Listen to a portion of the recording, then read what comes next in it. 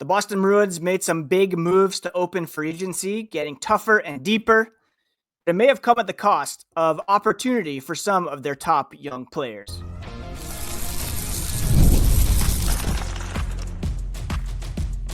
You're Locked On Bruins, your daily podcast on the Boston Bruins. Part of the Locked On Podcast Network, your team every day.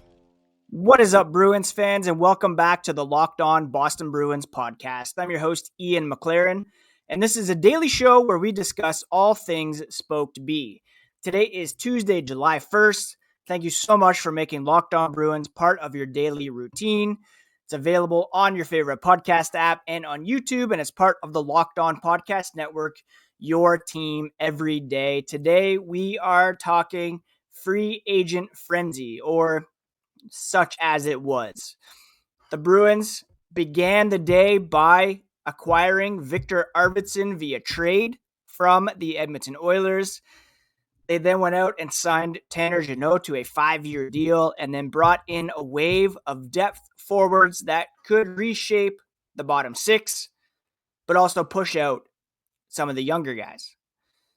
In today's show, we're going to break it down by discussing what the Bruins did before free agency opened, the Arvidsson trade, roster cuts, a full evaluation of every July 1st signing that we know so far, including that head-scratcher of a deal for Jeannot, and then we'll discuss what it means for players like Poitras, Minton, Lysell, who are now perhaps stuck behind a wall of veterans. Before we get into all that, a quick reminder, you can find the podcast on social media at Locked NHL Bruins. That's Blue Sky, X, Instagram, Threads, TikTok. And you can find me, my hockey thoughts, dad jokes at Ian C. McLaren. I am a lifelong Boston Bruins fan, and I've been covering this team for various outlets for 20 years now. So there were a couple things that happened yesterday, June 30th, just to touch on before free agency began, and that was re-signing Georgii Merkulov, a 1-year, 2-way deal worth $775,000. He led the Providence Bruins in scoring last season, 54 points in 59 games. Second straight year he's led that team in scoring. He did appear in 6 NHL games, recording 1 assist, and it's clear the team values his upside, offensively anyways. His defensive play and off-puck positioning sometimes hold him back from cracking the NHL full-time, but still, it's a low-cost depth signing that ensures Boston has skilled forward insurance, at least at the AHL level. No complaints here, and as we'll do with all of these moves, we're going to do thumbs up, thumbs down. We'll give this one a thumbs up, but hopefully he's given more of an NHL opportunity, although that may have been blocked again by some of the other signings made here on July 1st. 7 RFAs were not qualified, meaning the Bruins allowed them to walk away, most notably Jacob Lauko, a high-motor winger who played 83 NHL games over the past 2 seasons. Letting him go, especially when toughness is a premium, was surprising, but maybe not following the moves that they made today. Oliver Wahlstrom was also not qualified. He was picked up on waivers from the New York Islanders last season. Played well for Providence, but never really was able to put it together at the NHL level. Others cut loose included Ian Mitchell, Daniel Missoul, Trevor Kuntar, Jackson Nelson, and Drew Bavaro, mostly organizational depth. Kuntar may be the only notable guy from that group, seeing as he was a 3rd-round pick like 5 years ago or so. So the Bruins cleared some contract slots and kind of veering or leaning into guys who can either contribute now over guys not at all, or guys who can do that soon. Now, before free agency officially began, the Bruins started off things on Tuesday with a trade. And this happened a few hours before the market opened, and they acquired Viktor Arvidsson from the Edmonton Oilers for a 2027 5th-round pick. Now, smart, low-cost move for a fairly skilled winger. he's a bit advanced in his career, 32 already. He only had 15 goals and 12 assists in 67 games with the Oilers last season. Added 7 points in 15 playoff games during their run to the Cup final. Overall, through his career, 613 NHL games, 194 goals, 195 assists. And as I was arguing on X today, that's pretty good production from a middle six winger. He's averaged around 25 goals per 82 games. Yes, he has had some injuries that have kept him from playing a full season for a few years now. But still, when he's healthy, he's really able to put the puck on net and, more importantly, in the net. Viktor Arvidsson, yeah, he's 32, but he's only under contract for one more season at $4 million. And he's been fairly productive over the course of his career, averaging, for his career, 52 points for every 82 games played, and able to put the puck on net with great regularity. He does have a 34-goal season with Nashville on his resume. As recently as 2022-23, he had 59 points, 26 goals, 33 assists. And the idea, it seems, is to put him on the right side, along with Pavel Zacha and Casey Middlestat, if indeed those guys stick around. There have been some rumors, reports that either could be moved this summer, but for now, that looks to be the second line for the Boston Bruins. He brings some speed, some tenacity, and a fantastic release.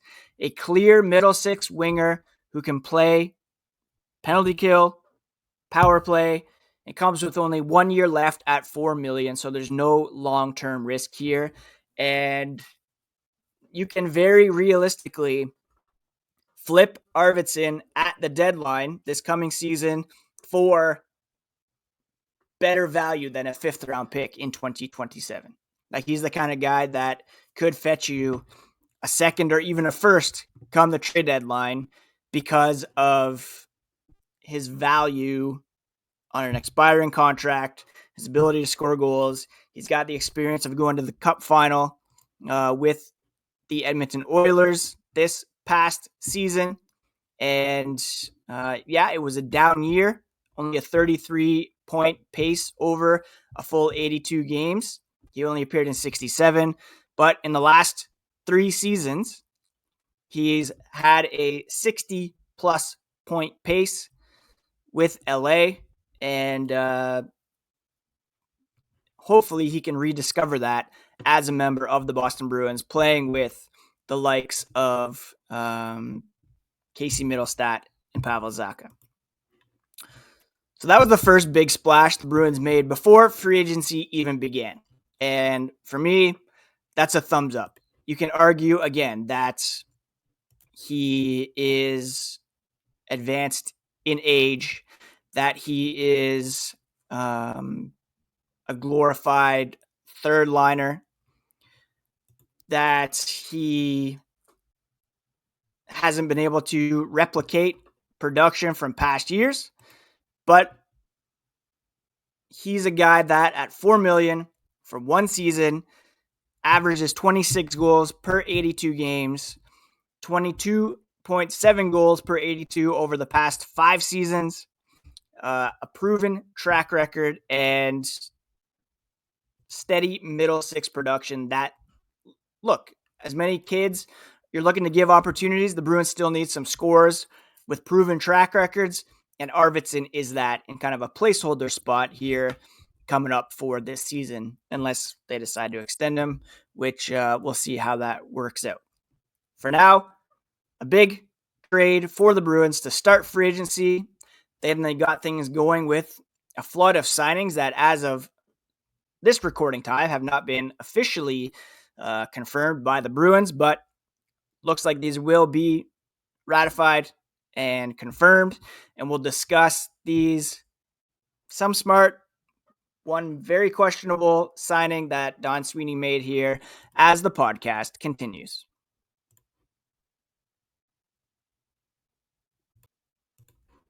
Summer sports are in full swing, and whether you're all about baseball under the lights, golf on the green, or high-stakes soccer action, FanDuel is the best way to make every game even more exciting.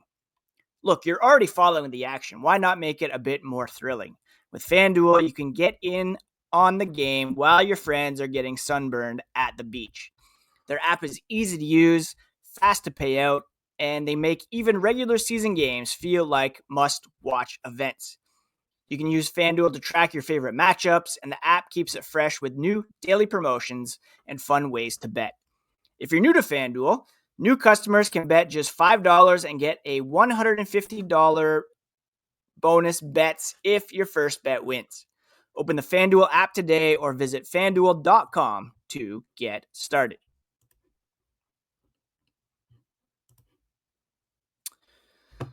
So far this offseason, I've been pretty on board with what Don Sweeney has been able to accomplish, up and including the Viktor Arvidsson trade. And that includes things we've talked about recently, like re-signing Morgan Geekie, re-signing Michael DiPietro, the draft, and going back to the trade deadline and the hiring of Marco Sturm.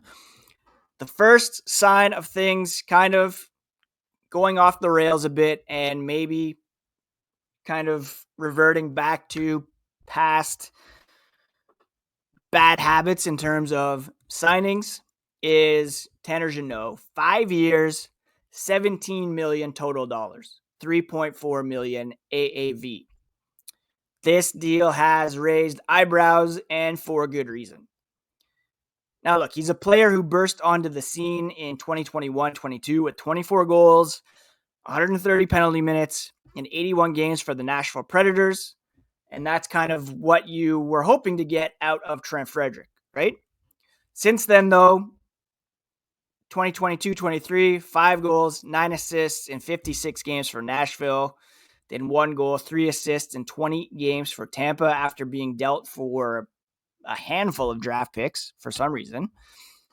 2023-24, 7 goals, 7 assists in 55 games with Tampa. 2024-25, 7 goals, 6 assists in 67 games for LA. That's just 29 points over his last 142 regular season games. You already have a guy like this in Mark Kastelic. You just let Jacob Lauko walk in anticipation of infusing some more skill into the lineup. You said you want to evolve offensively. Maybe you're bringing him in to protect some guys. Sure, he hits, he grinds, but the scoring was a one-off, and he's taking up $3.4 million for the next 5 years. This feels like a drastic overcorrection to replacing the physicality lost in Trent Frederic or Jacob Lauko, and you already have a guy like this in Mark Kastelic. The Athletic graded it as a D-, the contract, a fit grade D+. Jeannot has a bit of defensive value and, yes, loves to punish his opponents, but that's the only thing stopping this from being an F, according to The Athletic. This, to me, is a real head-scratcher. I don't like it. I don't agree with it.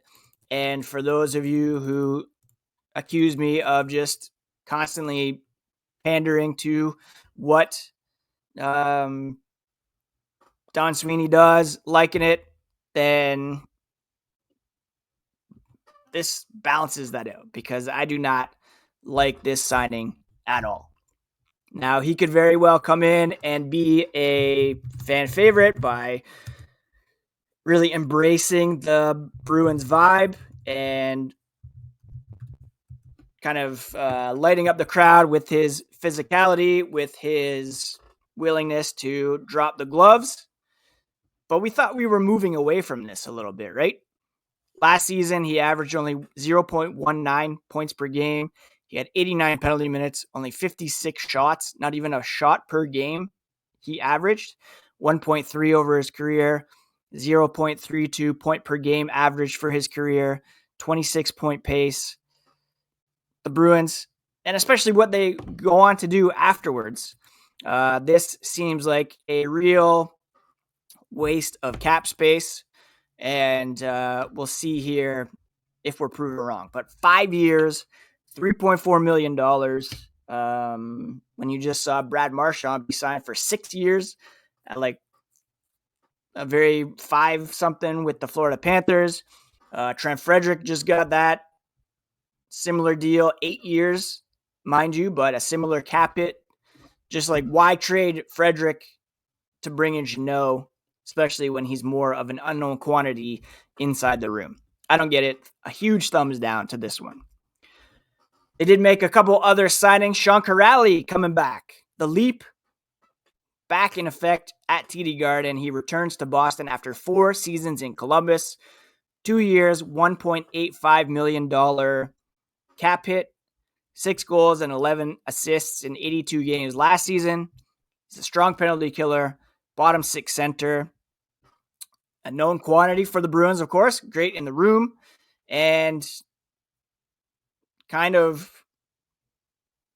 challenging a guy like Johnny Beecher for 4th line center duties. Maybe Fraser Minton for 3rd line, but he's better suited, I think, on the 4th line in a penalty killing depth role. So thumbs up, I guess, on this one. Cheap. He's a fan favorite, etc. But still, as we'll discuss here coming up, maybe blocking some guys here from advancing their careers, some of these younger guys. Next up, the Bruins signed Michael Eyssimont, 2 years, $1.45 million AAV. He brings some tenacity and speed, 9 goals, 7 assists, and 110 hits in 77 games with Tampa Bay last season. He's disruptive, wins battles, can push pace in the bottom 6, and a great modern forechecker. We're giving this one a thumbs up as well. Really liking that for what he brings to the table.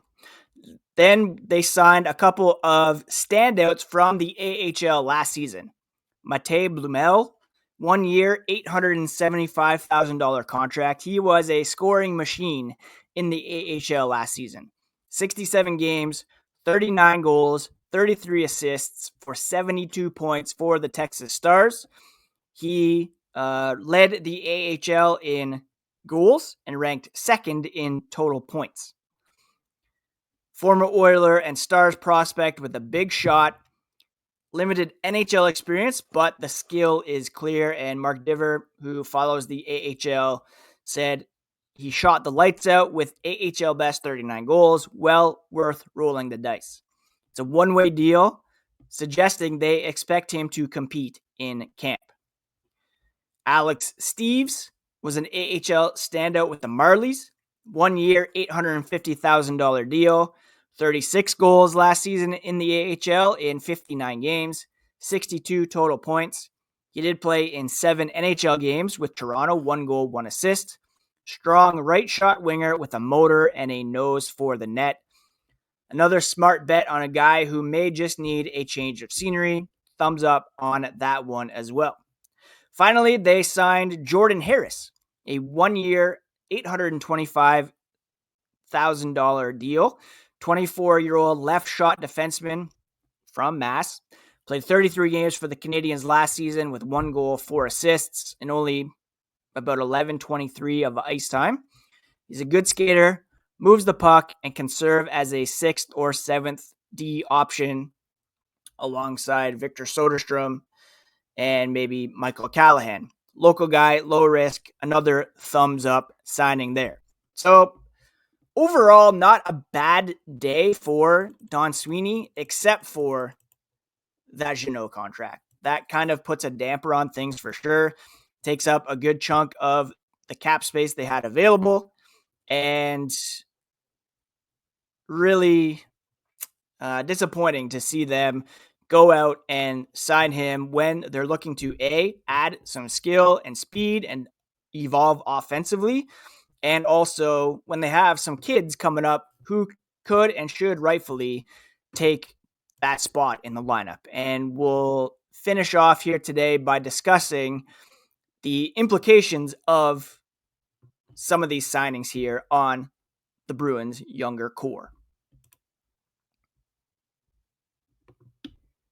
Hey, thanks a lot for making Locked On Bruins part of your day. Please do subscribe if you have not already. I've posted a bunch of content on the YouTube Shorts channel, as well as on TikTok and Reels. That's where you can get the immediate reaction to breaking news. So with all these additions, where do the Bruins' top young players fit? If you look at Bruins cap space on X, who I follow, great resource for contracts, depth charts, etc. You seemingly have Morgan Geekie, Elias Lindholm, David Pastrnak cemented as the number one line. Pavel Zacha, Casey Middlestat, Viktor Arvidsson as L2. And then a bunch of guys, including Jeannot, Kuraly, Eyssimont, challenging the likes of Marat Husnudinov, Johnny Beecher, Mark Kastelik, Matt Poitras, Fraser Minton, and others for a roster spot and playing time. Let's start with Poitras. He was one of Boston's early success stories in 2023-24, cracking the opening night roster as a 19-year-old, putting up 5 goals, 10 points in 24 games before undergoing shoulder surgery that ended his season. He played most of last year in the AHL as they tried to be a bit more careful with his development and progression.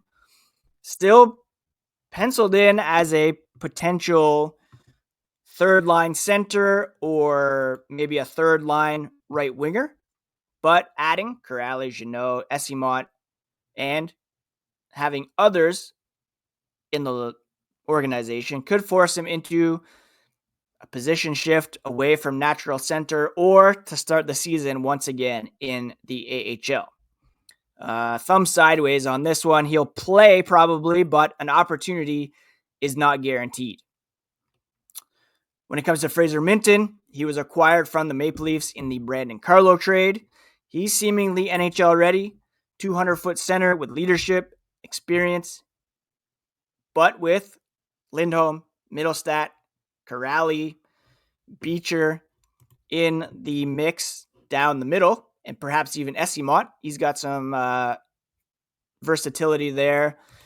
Where exactly does he fit? There may be too many vets blocking his path to begin the season in the NHL. Fabian Lysell. He had a nice little run to end the season with the Boston Bruins after the great exodus at the trade deadline. He finally popped in his first goal. He added some points. Needs to be in the top 9 to be effective. But with Pastrnak, Arvidsson on the right side, maybe Poitras, and then you bring in Blumel, Steves, Eyssimont on the wings, that window is closing, and his best opportunity may now come elsewhere. Same thing with Georgii Merkulov. Re-signed, but he's stuck again. Already proven himself in the AHL with back-to-back 50-point seasons, essentially fighting Steves and Blumel for that 13th forward spot at best. He deserves a shot for sure, but may not indeed be able to get it. There's a glut of players in the bottom 6 at the moment, and it remains to be seen exactly where they're all going to slot in come training camp, barring, of course, an offseason trade or two, which still very much on the table. Maybe we still see Joonas Korpisalo moved out. Maybe we see one of Zacha or Middlestat moved out. The lineup at the moment is replete with middle bottom 6 guys at best. Right now, Puckpedia has it as Geekie, Lindholm, Pastrnak, Middlestat, Zacha, Arvidsson, Jeannot, Kuraly, Poitras, Eyssimont, Beecher, Kastelik, with Husnudinov, Lysell in the press box, and then you have Minton and Blumel, Steves, Merkulov, all down in the AHL to start the season. On defense, Lindholm, McAvoy, Zadorov, Jokiharju, Lohrei, Peak, with Harris as the extra defenseman, Soderstrom in the mix there. The Bruins lineup a bit top heavy if you think that Lindholm can carry the load there. And then a lot of question marks when it comes to middle and bottom six as to who exactly is going to fit in there. When you step back and look at the Bruins offseason as a whole so far, it's been aggressive, calculated, clearly focused on reshaping the roster around identity and grit, for better or worse. And it started well before free agency opened. At the draft, Sweeney made a big splash by lucking into James Higgins with the 7th overall pick. Highly skilled center with very real top-line potential. Then he followed it up by drafting Will Moore, some other promising prospects. We'll get into their showing at development camp later on this week on the podcast. He also re-signed Morgan Geekie, Michael DiPietro, Husnudinov, some other RFAs like Merkulov, locking in internal depth and some young core pieces, avoiding arbitration. But then came the past couple days. On July 1 alone, he acquired Viktor Arvidsson for that 2027 fifth-round pick, brought Sean Kuraly back, added Michael Eyssimont, Matthew Blumel, Jordan Harris, Alex Steves, and signed Tanner Jeannot. A flurry of moves that kind of redefined the Bruins' forward depth, added toughness across the board. Thumbs up for Arvidsson, a proven scorer on a one-year deal who could be flipped at the trade deadline. Sean Kuraly and Eyssimont bring strong identity fits at reasonable prices. Blumel, Steves, high-reward AHL scorers brought in at league minimum. You bring in that internal competition, which could push Merkulov and Lysell. Jordan Harris adds more defensive depth. Merkulov keeps internal competition alive. A thumbs down, though, for Jeannot. Not necessarily the player or the person, but the 5-year commitment to a forward who hasn't cracked 15 points in each of the last 3 seasons. It's a heavy bit on grit and edge over offensive upside, and a contract that could be very burdensome very soon.